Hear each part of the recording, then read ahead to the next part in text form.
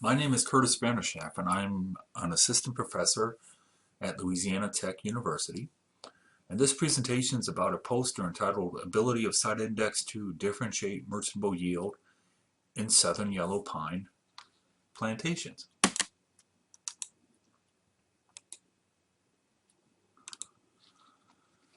So, site quality is usually included in growth and yield models as an essential component for the prediction of future yields, and site quality estimates are also used to help identify the applicability of management actions or to determine the ability of a site to meet a particular management objective. So conceptually, for a particular species, site index is thought to be a collective influence of soil factors, climatic conditions, and when excluding extremes, site index is thought to be independent of stand density, and that's one reason why we use it.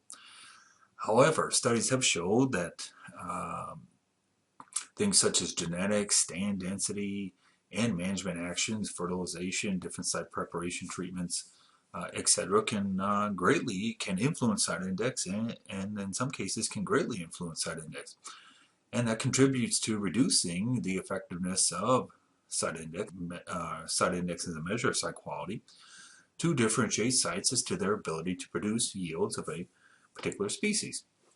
And others have noted problems with the consistency of site index across time. However, studies examining the consistency of site index across time to rank the productivity of plots to produce common commercial product classes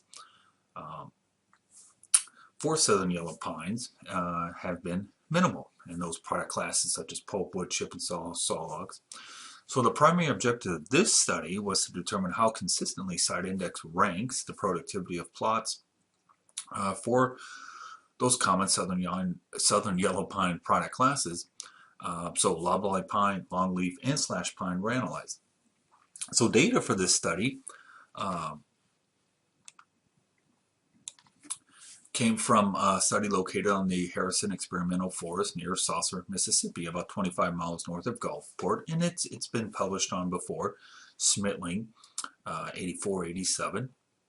So in this study, dominance and codominance were not classified. Therefore, site index was specified using a predominant height, the tallest height half of surviving trees, and a base age of 25 years was selected. So equations found in Linhart et al. In 1987 were used to predict total and merchantable weights for loblolly and slash pine, while those in Baldwin and Saucer were used for longleaf pine. So for this study, the total predicted amounts of pulpwood, chip and saw, and sawtimber were analyzed separately, determined based only on minimum deviation and upper stem diameter specifications, meaning that there was no upper stem top pulpwood, or what you'd call topwood. And a tree could be both sawtimber and chip and saw. So it is desired of site index to rank stands based on their ability to produce merchantable weights. And they were estimated 8, 25, and 39 because that's when deviation and height were measured, and those variables were used in the equations.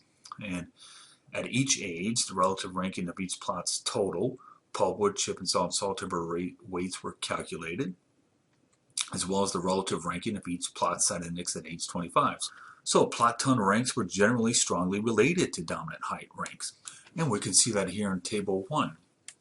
This is a correlation matrix between the site index ranks, not necessarily site index, the quantitative value, but the ranks of the plots, and the plots' ranks of their ability to produce the total merchantable volume, pulpwood merchantable volume, chip and saw merchantable volume, sawtimber merchantable volume.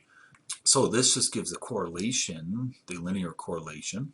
Okay, we can see that in general, Loblolly had a little quote-unquote tighter relationship between site index ranks and ranks of productivity through time as compared to longleaf and slash, and that longleaf was a little more consistent relative to slash.